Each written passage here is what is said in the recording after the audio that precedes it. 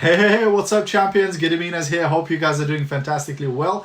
And today I wanted to talk about how to choose the right network marketing company, the right home-based business for you, what to look for, and what things to stay away from if you can. So if you're watching a replay of this video, please do me a massive favor and stick hashtag replay into the comments. If you're brand new, if you're watching one of my videos for the first time, please do say new in the comments as well. And of course, if you do get some value from this video, you learn something, or you think this video might be useful to somebody else, please do me a massive favor and share this video so that person can get some value too, and you'll be doing me a huge favor too. So guys, today I wanted to talk about how to choose the right network marketing company for you, what to look for, how to get the best out of the best, what things to pay attention to, etc. So I've been in network marketing for 10 years now, so I know a thing or two about network marketing companies. I've been shown hundreds of presentations of different companies. I've attended loads of trainings and seminars, etc.,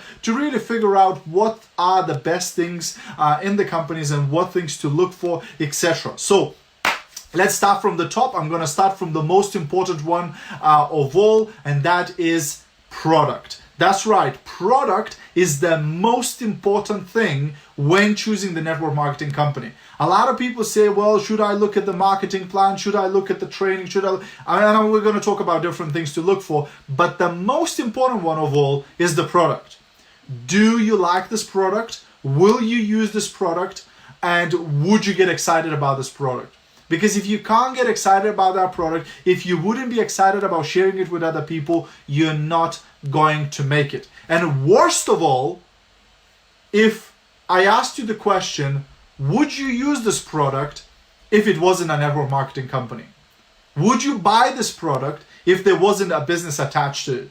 And if your answer is no, run away from this company as fast as you can. So if you wouldn't use this product, if you wouldn't buy this product, if it wasn't attached to the network marketing company, then that's a no-no. That's a red flag. That's the alarm bells ringing. That's the company you want to stay away from as much as you can, okay? So first of all, think the product. Look for the product that you can get excited about, that you can get behind. Also, if the product is consumable, if the product is used by people all the time, that's also a great sign, because that's repeat business, right? So is it a product or service that people buy only once, or is it a product or service that people will buy again and again and again and again from you, right? Because repeat business, again, is great. It keeps the business going. It keeps the money rolling, right? Also, is the product sold at the good competitive price, right? So, of course, very often network marketing company products will be more expensive than the ones in the shop, simply because the quality is much better. Because remember, network marketing relies on recommendation. Shops, they advertise the products, they put them in newspapers, on television, etc. Network marketing, home-based business, doesn't advertise. The only way you would find out about it is via recommendation. So they have to have better quality than the shop in order for you to recommend it. Because if it was worse quality, why would you ever recommend that product, right? So usually, because of that better quality, the product will be slightly more expensive. But the question is it still competitive? Is it still possible for you to sell that product, right? Or will you struggle selling that product? So think about the price. Is the price a good price? Is it competitive? And is this product always needed? Or is it a fad? Or is it a fashion thing? Or is it just a trend that's happening right now? Or is it a product that people used 50 years ago and they will use it 50 years from now, right? So think about how applicable is this product? How widely used is this product, right? So product is the biggest thing to look for, but that's not the only thing. I'll give you a few more. Next one is training. What training and support will you receive, right? Because yeah, you can do the solo thing, you can tough it all out by yourself, but it is so much easier to make progress in the business, to make more money and achieve more when you do have training and support in place. So check out, before you join a company, what sort of training and support will they provide? What sort of resources will you get access to, etc. Because if there's no training, then it might be more challenging than if you had the training, right? Not to say that you can't. Like, I'm going to mention a bunch of things, and you could make it and you could make big money and you could succeed in spite of them. Even if you don't have some of these things in your company, you could still make millions in your business, etc. But if the more of these you can tick the boxes, the bigger the chance for success, okay? Next one, number 3, is auto ship, right? Does the company have the auto ship, right?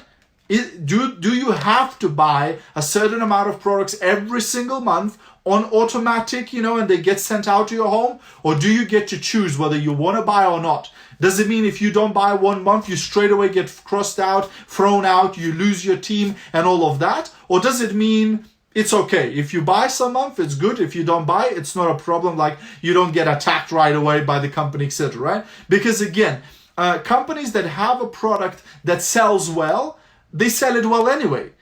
But sometimes when a company is struggling to sell a product, they will force distributors to buy large amounts of it to get rid of it, right? Because they're struggling to sell it organically, right? So if the company is not forcing you to buy large amounts of products every single month, that's a good sign. And next is cost of joining. How much does it cost to get started? How much does it cost to join, right? Because again, the more expensive it is to join, the bigger the barrier it's going to be for other people to join your team. So if you want to grow a big business, if you want to grow a big team, the more expensive it is to join, usually the harder it is to recruit people. Now again, not to say that you can't, because other people see a benefit in having a larger price. Because when it's more expensive to join, then more serious people join. And when it's free to join, sometimes a lot of time wasters join, right? So it's yin and yang, right? You can have a balance there too, right? Number 5 is leadership. What sort of leadership will you have? Who are the mentors? Who are the sponsors? Who are the leaders you'll be working with? Now, again, it's not to say that you can't succeed without a sponsor, you can't succeed without a leader, because I've seen some incredibly successful people in network marketing who started with no sponsors, with no help, and they still succeeded. However, if you do have great leadership, if you do have great mentorship, then it helps. It doesn't hurt to have great help in your business, right? So that's also important. Number 6 is marketing plan, right? So, 1, do you understand it? Because when choosing a good company, especially when trying to separate true, proper network marketing companies from the Ponzi schemes, from the pyramids, from the money games, marketing plan is often the telling sign, right? So like I've been in a business for 10 years and I've seen many network marketing companies. But sometimes, somebody comes and goes, oh, can I share my business opportunity? Can I show? And I'm usually an open guy. I say, hey, you can show me yours. I'll show you mine. We can talk, about business. It's not a problem. So they come to me and they show the business. And me, after trainings, reading books, being in a business for many years, sometimes I look at the presentation and I go, I don't understand where the money's coming from. That's a red flag. That's the alarm bells ringing, right? Because if you don't understand where the money's from, where the money is coming from, how are they managing to pay you that much? There might be a problem with that company. There might be a problem with that network marketing. So the clearer it is, the simpler it is, the easier it is for you to understand how the money is made, the more safe usually the company is, right? And also some companies, they shout, oh, we give back 90% of the money that we turn over, etc. Again, think about it. If the company is giving away all the money, how long are they going to survive? How are they going to do all the incentive programs and provide the resources and develop the products and do all the events, etc. if they're giving away all the money, right? So always be wary, because some companies are here today, gone tomorrow, and they advertise with huge returns. They will give all the money back, etc. And then, boom, nothing, right? So it's really, really important to have the right marketing plan, which pays well, but it's clear where the money is coming from.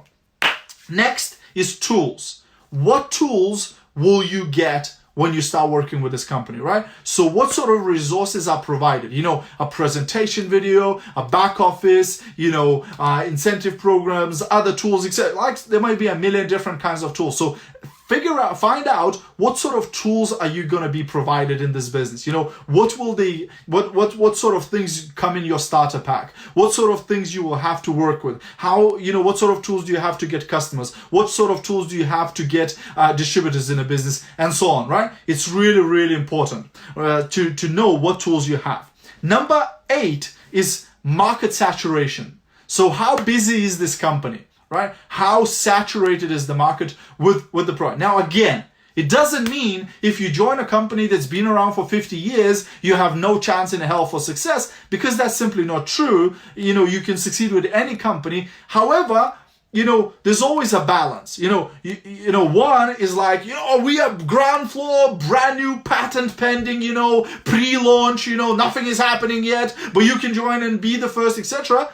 Usually high risk, because you're not sure how long is this going to last, if it's even going to start, etc. Right? And then you have companies that have been around for 50 years, like everybody knows about it, everybody is full of it, etc. Right? So, and everything else in between, right? So have a think, you know, within your circle, within your friend circle, within your family, within your workplace, is there many other people doing this business already, or nobody heard of it? It's new, etc. Right? So will you have to fight against other 5 distributors in your street, or like nobody has even heard of your company, right? And so on. So think about, again, it's a balance, right? You want the company to, ideally, you want the company to be already 5 years or older, because that's proven that they're going to survive. But again, you want it to be young enough that there's opportunity still for you to do business, right?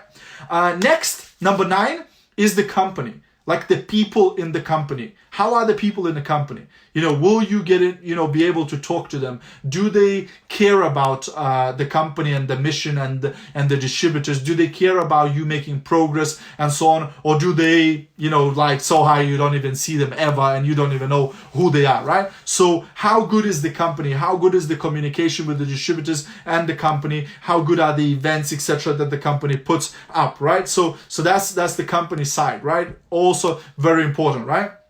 Next is sponsor. You know, who's the person who inviting you in the business? Are they committed to the business?